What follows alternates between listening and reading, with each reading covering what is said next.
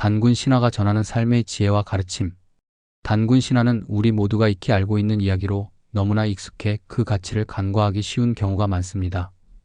과거의 전설로만 치부하며 등한시할 때도 있지만 사실 이 신화는 우리 민족의 특성과 깊이 맞닿아 있으며 현대의 삶 속에서 꾸준히 되새기고 실천해야 할 교훈을 담고 있습니다. 따라서 삼국유사에 기록된 단군 신화를 구체적으로 살펴보기 전에 그 안에 담긴 가르침과 우리가 삶에서 실천할 가치들을 먼저 생각해 보려 합니다. 단군 신화는 오늘날에도 우리에게 깊은 가르침을 줍니다. 환웅이 천부인을 가지고 하늘의 뜻을 실현하며 인간 세상을 다스렸던 모습은 지도자의 책임과 봉사 정신을 일깨워줍니다. 곰이 인간이 되기 위해 인내하며 목표를 이루었던 이야기는 끈기와 노력의 중요성을 강조합니다. 신화 속 자연, 인간, 하늘의 조화로움은 우리가 자연과 더불어 살아가야 함을 상기시키며 환경과 지속 가능한 발전의 가치를 되새기게 합니다. 단군 신화에 담긴 널리 인간을 이롭게 하라는 홍익인간 정신은 지금도 우리 삶의 방향을 제시합니다. 개인의 이익을 넘어 타인과 공동체를 위해 행동하는 것이 더 나은 사회를 만드는 길임을 가르쳐줍니다. 또한 고조선의 이야기는 우리의 문화적 뿌리를 자각하게 하고 전통과 역사를 통해 자신감을 얻을 수 있도록 도와줍니다.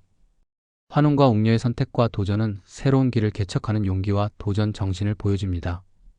이와 함께 풍백, 우사, 운사가 각각의 역할을 다하며 공동체를 위해 협력한 모습은 협력의 힘과 조화를 통한 발전의 중요성을 일깨웁니다.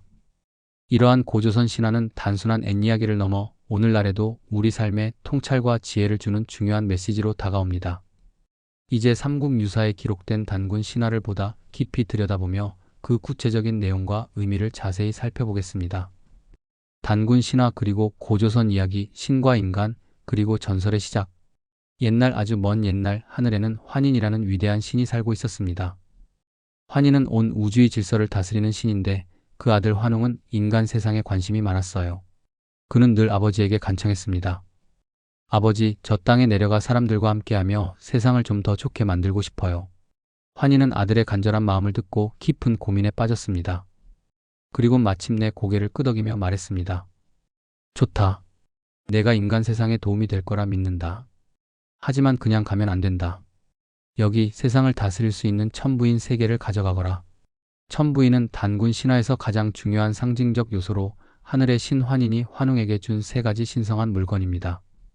천부인은 인간 세상을 다스릴 권위를 부여받았음을 나타내며 하늘이 선택한 정당한 통치자로서의 상징을 담고 있습니다. 이 물건의 구체적인 형태는 전해지지 않지만 하늘과 땅, 사람의 조화를 나타낸다고 해석됩니다. 또한 천부인은 환웅이 인간 세상을 다스리는 데 필요한 신성한 힘의 도구로 여겨지며 고조선이 단순한 인간의 나라가 아니라 하늘의 뜻을 바탕으로 세워진 신성한 나라임을 강조하는 상징적 요소입니다. 환웅은 천부인을 가지고 하늘의 뜻을 실현하기 위해 무리 3,000명을 이끌고 지상으로 내려왔습니다. 그는 태백산, 즉 지금의 묘양산 정상에 도착했는데 그곳에는 신령스러운 나무 신단수가 우뚝 서 있었습니다. 환웅은 신단수 아래에서 나라를 세우고 그곳을 신시라 불렀습니다. 신시는 하늘의 명을 받아 인간 세상을 이롭게 하기 위해 세운 첫 번째 도읍지였습니다. 환웅이 나라를 다스리는데 도움을 주는 3신하가 있었습니다. 바람을 다스리는 풍백, 비를 주관하는 우사, 구름을 관리하는 운사가 그들이었습니다. 이들은 단순히 자연 현상을 다스리는 것에 그치지 않고 인간들의 삶을 직접적으로 돕는 역할을 했습니다. 환웅과 그의 신하들은 곡식 농사를 돕고 질병을 치료하며 형벌과 법을 집행하는 등 무려 360여 가지의 일을 주관하며 인간들이 더 나은 삶을 누릴 수 있도록 이끌었습니다. 천부인은 환웅의 이러한 통치에서 중심적인 역할을 했습니다. 이는 환웅이 하늘의 뜻을 받들어 인간 세상을 다스릴 권위와 힘을 상징하며 고조선 건국 이념인 홍익인간, 즉 인간 세상을 널리 이롭게 한다는 이상을 실현하는 원동력이 되었습니다. 천부인은 지도자로서의 책임과 봉사 정신을 상징하는 동시에 하늘과 인간의 조화를 이루는 이상적 세상을 꿈꾸게 하는 상징적 열쇠로 자리 잡았습니다. 결국 환웅은 천부인의 힘과 신하들의 도움으로 신시를 세우고 인간 세상을 교화하며 고조선 건국의 초석을 다졌습니다. 이 이야기는 단순한 신화가 아니라 우리 민족이 중요하게 여겼던 가치와 이상을 보여주는 강렬한 메시지를 담고 있습니다. 천부인은 지금도 하늘과 인간의 조화, 그리고 지도자의 책임과 이상적인 세상을 꿈꾸는 상징으로 우리에게 깊은 울림을 줍니다. 이 신비한 세상에 곰과 호랑이가 찾아왔습니다. 환웅님, 우리도 인간이 되고 싶어요. 환웅은 그들의 간절한 눈빛을 보고 시험을 내주었습니다. 좋다. 이 쑥 한 줌과 마늘 20개를 먹고 100일 동안 햇빛을 보지 말거라. 그러면 인간이 될 수 있다. 호랑이와 곰은 쑥과 마늘을 받고 동굴 속으로 들어갔습니다. 하지만 며칠 지나지 않아 호랑이는 이게 무슨 고문이야. 햇빛도 못 보고 이 풀떼기만 먹으라니 하고 불평하며 뛰쳐나가 버렸습니다. 하지만 곰은 이를 악물고 참아냈어요. 난 꼭 인간이 될 거야.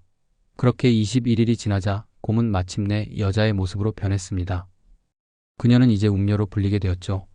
웅녀는 사람의 모습을 가졌지만 혼이 날 상대가 없어 늘 외로웠습니다. 매일 신단수 아래에서 기도했어요. 아이를 낳게 해주세요. 이 기도를 들은 환웅은 웅녀와 혼인하였고 이들의 사랑으로 단군 왕검이 태어났습니다. 이 아기가 바로 우리 민족의 첫 번째 왕이 된 사람이에요. 단군 왕검은 성장하며 지혜와 용맹함을 겸비한 리더로 성장했습니다. 그는 요임금이 즉위한 지 50년째 되던 해 평양성에 도읍을 정하고 나라 이름을 조선이라 지었습니다. 이후 나라를 더 발전시키기 위해 도읍을 아사달로 옮겼어요. 아사달은 백악산 아래에 위치한 아름다운 땅으로 궁울산이나 금미달로도 불렸습니다. 단군 왕검은 1500년 동안 나라를 다스리며 백성들에게 법과 도리를 가르쳤습니다. 특히 그는 홍익인간이라는 원칙, 즉 널리 인간을 이롭게 하라는 가르침을 바탕으로 통치했어요. 이 정신은 이후 우리 민족의 뿌리가 되었죠. 단군 왕검이 나라를 세운 지 1500년쯤 지났을 때 주나라의 무왕이 기자를 조선의 통치자로 임명했습니다. 단군은 그 시점에 왕위를 내려놓고 장단경으로 옮겼다가 다시 아사달로 돌아왔습니다. 그는 이후 산속에 응거하며 산신이 되었다고 전해집니다. 전설에 따르면 그의 나이는 무려 1908세였다고 합니다. 믿기 어려운 숫자지만 그만큼 그의 존재가 신비롭고 위대했다는 뜻일지도 몰라요.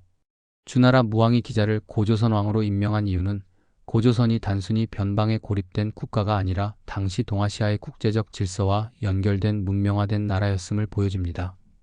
이는 고조선이 단순한 지방 세력이 아니라 국제적 위상과 정체성을 가진 나라로서 동아시아 문명권 속에서 자리를 잡고 있었다는 점을 강조합니다. 고조선은 단순한 전설의 나라가 아닙니다. 그것은 우리 민족의 시작을 이야기하는 가장 중요한 역사의 한 장면이에요. 고조선의 건국 이념인 홍익인간은 오늘날에도 우리 정신 속에 살아있습니다. 또한 단군 신화는 자연과 인간 그리고 하늘의 조화로움을 이야기하며 우리에게 삶의 중요한 가치를 가르쳐줍니다. 지금도 가을산에서 붉게 물든 단풍을 보거나 웅장한 산맥을 바라볼 때면 단군 왕검과 환웅의 이야기가 떠오르곤 합니다. 그 옛날 하늘과 땅을 이어주던 신비한 이야기는 우리 마음속에 여전히 살아 숨쉬고 있으니까요. 자, 이쯤 되면 고조선의 이야기가 단순히 옛날 이야기가 아니라 우리 모두의 뿌리처럼 느껴지지 않나요? 주에 환웅이 하늘에서 내려온 이유는 인간 세상을 널리 이롭게 하기 위한 것이며 그의 아버지 환인이 이를 허락한 것은 환웅이 하늘과 인간을 잇는 특별한 존재로서의 자격을 가졌음을 상징한다. 환인이 건넨 천부인 세계는 통치권과 신성한 힘의 상징으로 인간 세상을 다스리기 위한 필수적인 권위와 도구로 해석된다. 이 천부인은 하늘천, 땅지, 사람인의 조화를 나타내며 인간 세상을 다스리는 통치자가 가져야 할 이상적 조건과 책임을 함축적으로 담고 있다. 환웅이 선택한 도착지는 태백산 정상으로 신단수가 위치한 곳이다. 신단수는 하늘과 땅을 연결하는 신성한 매개체로 여겨지며 환웅이 신시를 세우는 출발점으로 중요한 상징성을 지닌다. 신시의 설립은 단순히 새로운 도시의 건설이 아니라 하늘의 뜻에 따라 인간 세상을 다스리기 위한 체계적 질서를 세운 것을 의미한다. 이는 환웅이 인간 세상의 360여 가지 일을 주관하며 인간의 삶을 풍요롭게 만들고자 한 목적과 일치한다. 환웅의 신하들인 풍백, 우사, 운사는 자연의 질서를 상징하며 인간 세상과 자연의 조화를 유지하는 역할을 맡는다. 이는 자연과 인간이 서로 영향을 주고받는 관계임을 강조하며 환웅이 단순히 통치자가 아니라 자연과 인간 사이를 중재하고 균형을 맞추는 역할을 했음을 보여준다. 천부인은 단순한 신화 속 도구가 아니라 환웅이 인간 세상을 다스리는 데 필요한 권위와 책임을 나타내는 상징이다. 이를 통해 고조선 건국은 단순히 인간 세상이 아니라 하늘의 명령과 의지를 구현한 신성한 나라임을 알 수 있다. 특히 천부인은 고조선의 건국 이념인 홍익인간, 즉 인간 세상을 널리 이롭게 한다는 사상을 실현하는 출발점으로 기능하며 이는 이후 한국의 전통적인 가치관에 큰 영향을 미쳤다. 환웅이 하늘에서 내려와 신실을 세우고 인간 세상을 다스렸다는 이야기는 단순한 전설을 넘어 인간과 자연 그리고 하늘의 조화를 이루고자 했던 한민족의 이상을 담고 있다. 이 신화는 고조선의 뿌리와 통치 이념을 설명하며 지금까지도 우리 민족의 정신적 유산으로 자리 잡고 있다.